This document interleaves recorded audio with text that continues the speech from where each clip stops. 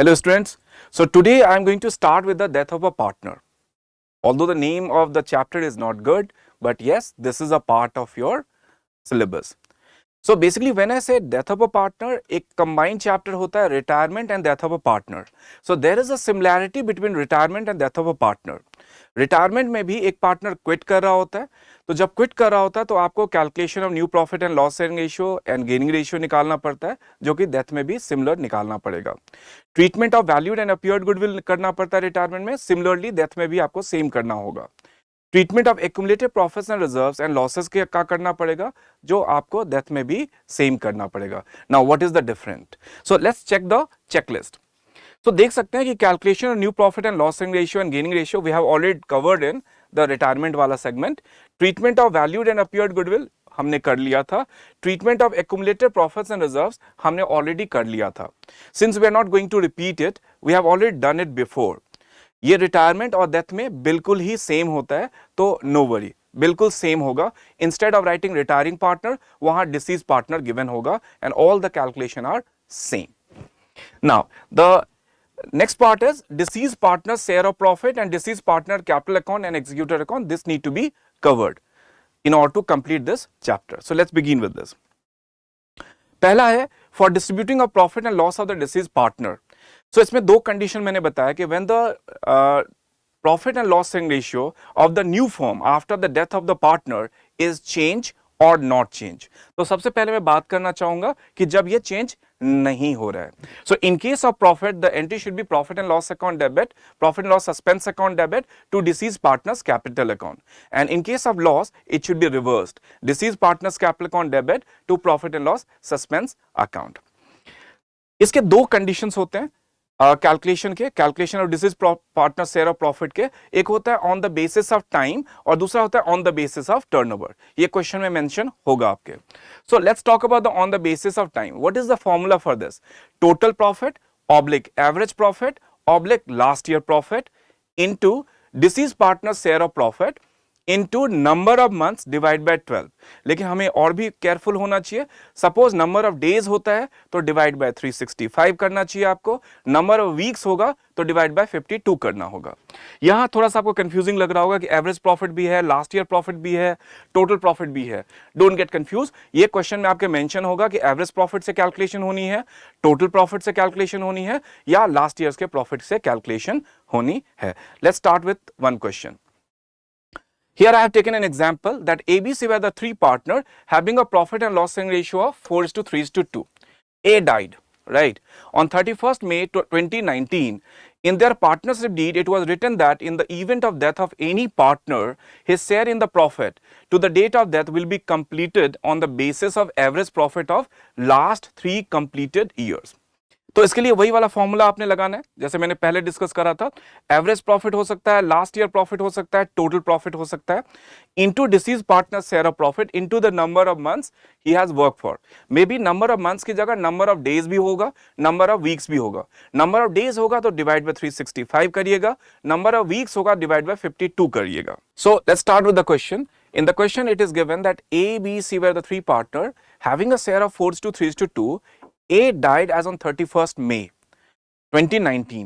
In their partnership deed, it was written that in the event of the death of any partner, his share in the profit to the date of death will be computed on the basis of average profit of the last 3 completed years before the death. अब एक बार फॉर्मूले को भी देख लीजिए. Formula क्या कहता है? Average profit, last years profit, total profit. तो देखो इस क्वेश्चन में क्या दिया हुआ है आपके पास, ये आपको सेलेक्ट करना पड़ेगा कि एवरेज प्रॉफिट गिवन है या लास्ट ईयर्स प्रॉफिट गिवन है या टोटल प्रॉफिट गिवन है. ओके, सो इस क्वेश्चन में क्या दिया हुआ है आप देखिए, मैंने इसको थोड़ा हाईलाइट भी कर दिया हुआ है. एवरेज प्रॉफिट गिवन है तो ए का जब शेयर ऑफ प्रॉफिट निकालेंगे, so what is the formula for the same? A share of profit.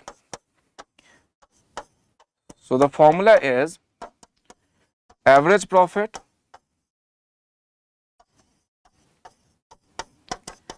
into deceased partner share of profit. So here A is a deceased partner, so A's share of profit into the number of months he has worked for. So into the number of months divide by 12. Okay, so average profit आपको निकालना पड़ेगा. तो let's calculate the working notes average profit.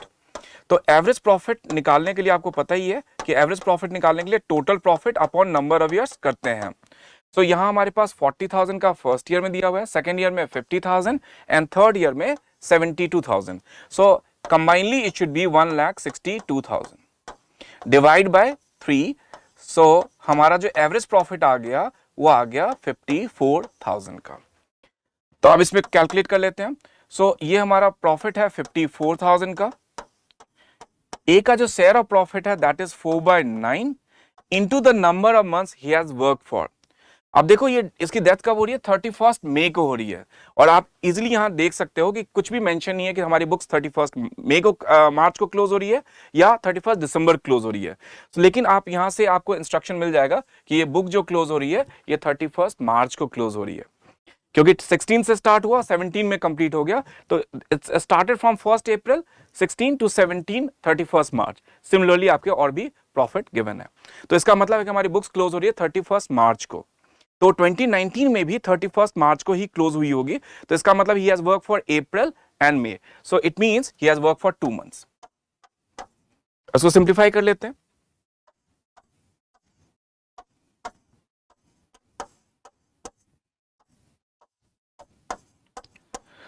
So the profit comes out to like 4,000 और ये ए का share का profit आ गया.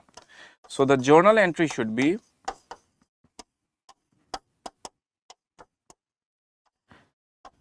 profit and loss suspense account debit,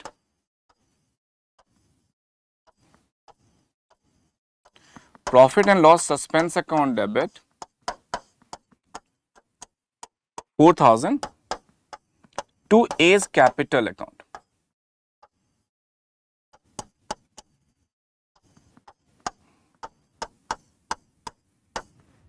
So it is very simple to calculate average profit into A share of profit into the number of months he has worked for divide by 12.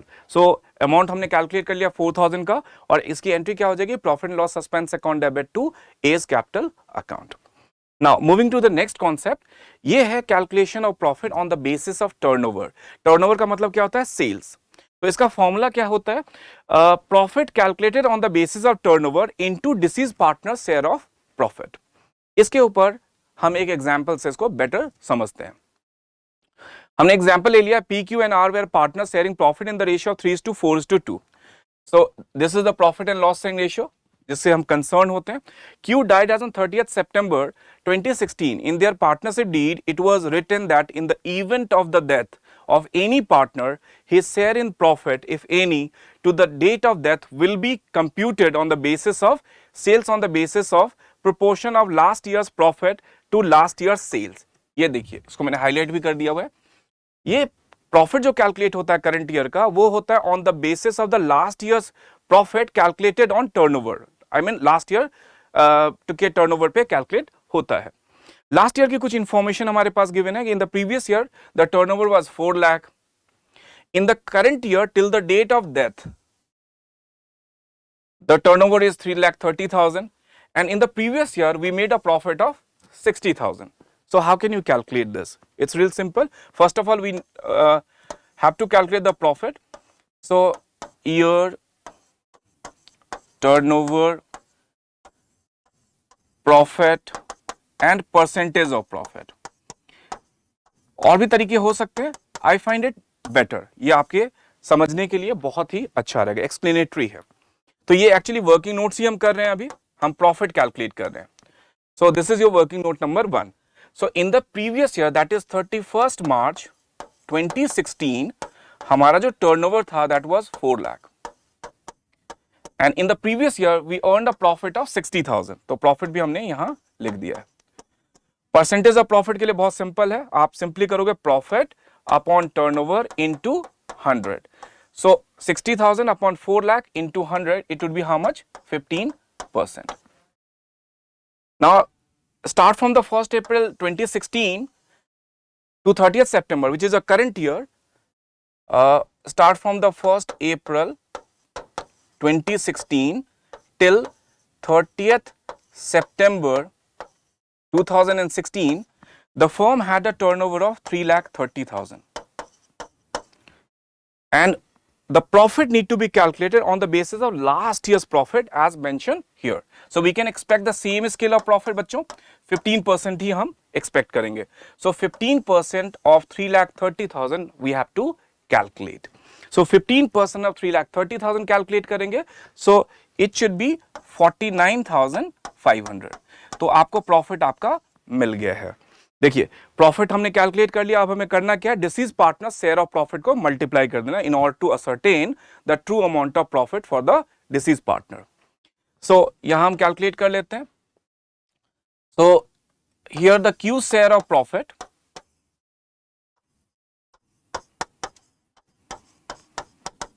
Equals to 49,500 into Q share of profit, that is 4/9.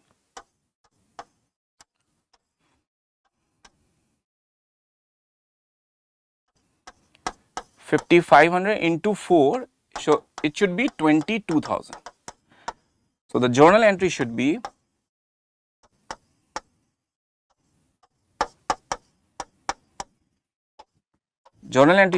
profit and loss suspense account debit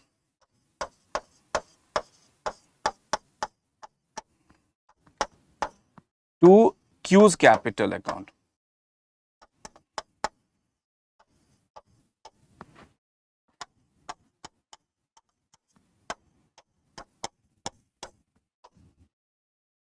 I hope you understand this. Now moving to the next. Now the concept is कि जब भी एक disease partner के share of profit को calculate करते हैं और कब रेशियो चेंज होता है उसके और कब रेशियो चेंज नहीं होता है. व्हेन आई से रेशियो चेंज होता है इसका मतलब है कि new firms ratio is change और not. So if the ratio doesn't change, तो जो मैंने पिछले वाला बताया P&L suspense to deceased partners capital account in case of profit distribution.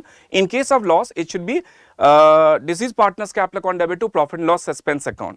लेकिन दूसरा concept क्या हो सकता है कि when the new firm's profit and loss ratio is changed after the deceased partner, the new firm's profit and loss ratio is changed. तो मैंने यहाँ आपके लिए कुछ steps बनाए हैं जो आपको बहुत easy लगेंगे and it will really help you a lot. So पहला step आपके लिए क्या है? Find the deceased partner's share of profit. Second step, find the gaining ratio. Third step, pass an adjusting journal entry. In case of firm's profit, entry हो जाएगी gaining partners capital account debit to sacrificing partners capital account. But in case of firm's loss, it should be reversed. ये हो जाएगा sacrificing partners capital account debit to gaining partners capital account. Alright, so let's take a question on this. अब मैंने इसके लिए example लिया है. ABC were the partners sharing profit and losses in the ratio of 5:3:2. Okay, A died on 31st October 2019. In their partnership deed, it was written that in the event of the death of any partner, his share in profit, if any, to the date of death, will be computed on the basis of average profit. तो यहाँ भी आपको average profit, last year's profit, total profit में आपको क्या select करना है? Average profit को select करना है. Of the last 3 completed year before the death, profit of the last 3 completed were as under. ये हमारे पास given है. And after A's death, B and C will decide to share in the ratio of 1:1. यही topic के मैं बात कर रहा था. इससे पहले वाले क्वेश्चन में जो हमने on the basis of time लिया था उसमें न्यू रेशियो डिफाइन नहीं था and that is the reason हमने एंट्री क्या करी थी? Profit and loss suspense account debit to the deceased partners capital account. लेकिन इसमें आप देख सकते हैं कि आपके पास ओल्ड रेशियो न्यू रेशियो दोनों गिवन है, तो you have to calculate the gaining ratio for the same. So let's calculate the gaining ratio first. तो ये working note है हमारा. So this is your working note number 1. So gaining ratio निकालने के लिए आपको पता है the formula is new ratio minus old ratio. तो इसमें A की डेथ हो रही है तो B का जो हमारा शेयर होगा अब का न्यू रेशियो है 1/2 एंड ओल्ड वाज 3/10. C की मैं बात करूं तो new ratio is 1/2 and old ratio was 2/10. So let's simplify this. So 5 minus 3, so that should be 2/10. 10. 5 minus 2, so that should be 3/10. इसका मतलब B जो गेन कर रहा है वो 2/10 से गेन कर रहा है और C जो गेन कर रहा है 3/10 से कर रहा है. So the gaining ratio is 2:3 between B and C. One thing is clear. Now the working notes number 2.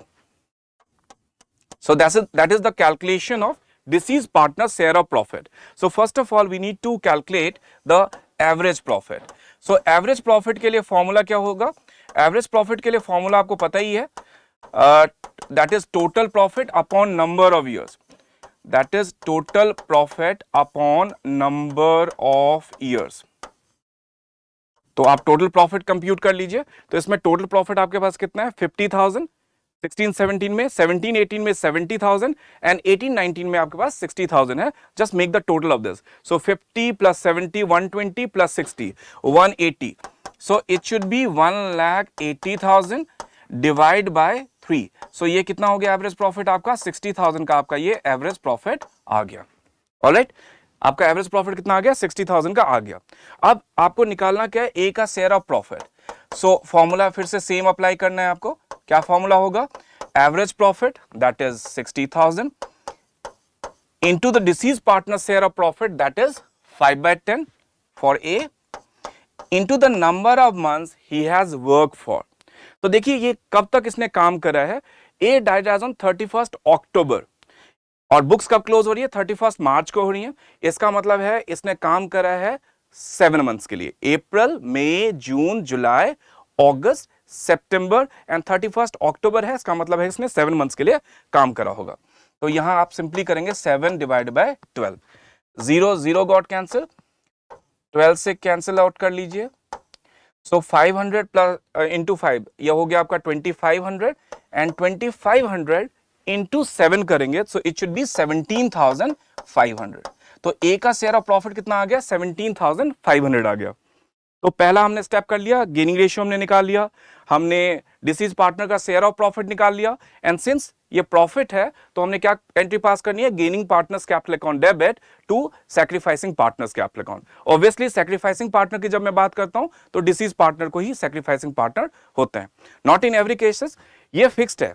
Disease partner का जो प्रॉफिट होगा वो सैक्रिफाइसिंग पार्टनर होगा ही होगा, लेकिन हो सकता है एग्जिस्टिंग कंटिन्यूइंग पार्टनर में भी कुछ चेंजेस सैक्रिफाइसिंग हो सकते हैं। But in this condition both are the continuing partner are gaining. तो उसके लिए जर्नल एंट्रीज आप क्या करने वाले हैं? Gaining partners capital account debit to sacrificing partners capital account. So gaining partner is B and C. So here I can write B's capital account debit, C's capital account debit,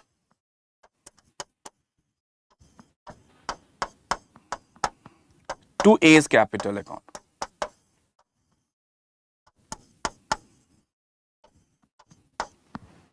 A should be credited with his share of profit that is 17,500 और आपके पास gaining ratio क्या है? 2:3 का। So 2/5 of 17,500 should be given to B and 3/5 of 17,500 should be given to C. So 5 से cancel out कर लेते हैं तो ये हो जाएगा हमारा 5 3s are 15, 5 5s are 25, so this would be 3,500. So 3,500 into 2 will give you how much? 7,000. And 3,500 into 3 will give you how much? 10,500. So the answer is B's capital account debit, C's capital account debit to A's capital account. B's capital account should be debited by 2/5 of 17,500, that is 7,000. C's capital account should be debited by 3/5 of 17,500, that is 10,500 to A's capital account. Is that okay? Now let's move on to the next concept. Now the next concept is preparation of deceased partners capital account.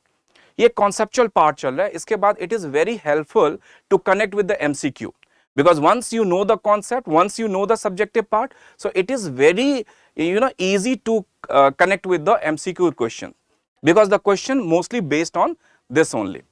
So let's talk about this. So when I am talking about the deceased partners capital account, again I am talking about the partners capital account. हमने retirement में भी और admission में भी बात करी थी। So इसका जो होगा वो इंक्रीजिंग साइड डेफिनेटली हमारा क्रेडिट साइड होता है और डेबिट साइड हमारा डिक्रीजिंग बैलेंस होता है। जो मैंने कुछ स्टेप्स बताया था in order to make the partners capital account, admission वाली वीडियो में वो जरूर देख लीजिएगा। सेम स्टेप्स फॉलो करने हैं। मैंने 3 स्टेप्स बताया था in order to make the partners capital account perfect. यहां भी पहले वाले जो 2 स्टेप्स हैं वो सिमिलर हैं। अब पहले स्टेप क्या है? सिंपली आपने ओपनिंग बैलेंस जो है डिसीज पार्टनर्स कैपिटल अकाउंट का from the old balance sheet आपने यहां ट्रांसफर कर देना है। जो एक्यूमुलेटेड प्रॉफिट्स एंड रिजर्व्स आपके बैलेंस शीट के लायबिलिटी साइड में गिवन है उसको भी यहाँ ट्रांसफर कर देना है, and definitely it should be transferred in the old profit and loss sharing ratio. Similarly आपके पास बैलेंस शीट के एसेट साइड में अपियर्ड गुडविल होगा, उसको भी यहाँ डिसीज पार्टनर के ओल्ड शेयर ऑफ प्रॉफिट के अकॉर्डिंगली यहाँ डिस्ट्रीब्यूट कर देना है। एक्यूमुलेटेड लॉसेज जो भी गिवन होगा, like deferred revenue expenditure, advertisement suspense account, profit loss account का डेबिट बैलेंस जो आपके बैलेंस शीट के एसेट साइड में होगा, उसको भी यहाँ आप राइट ऑफ कर लेंगे। नेक्स्ट स्टेप होता है रिवैल्यूएशन का प्रॉफिट या लॉस। रिवैल्यूएशन का प्रॉफिट है उसको भी ओल्ड रेशियो में आप यहाँ डिस्ट्रीब्यूट कर देंगे, लॉस होगा उसको भी यहाँ आप डिस्ट्रीब्यूट कर देंगे। उसके बाद एडजस्टमेंट ऑफ गुडविल आती है, जैसे सिमिलरली हमने रिटायरमेंट में भी करा था कि हम उसमें क्या करते थे, वैल्यूड के लिए gaining partners capital account debit to sacrificing partners capital account. So here you do the same, आपने क्या लिखना, by gaining partners capital account. ठीक है, गेनिंग पार्टनर क्या होगा, जो कंटिन्यूइंग पार्टनर होगा और जो गेन कर रहा होगा। तो bye gaining partners capital account करके और आप इसको गेनिंग रेशियो में यहां लिख देंगे। उसके बाद कुछ चीजें हैं जो टाइम के बेसिस पे कैलकुलेट होगी, जैसे interest on capital. Suppose if that partner is in the company, is in the working stage for like 6 month, तो 6 मंथ के लिए आपको इंटरेस्ट ऑन कैपिटल भी प्रोवाइड करना पड़ेगा, सैलरी भी प्रोवाइड करनी पड़ेगी। तो ये कैलकुलेट होगा on the basis of time.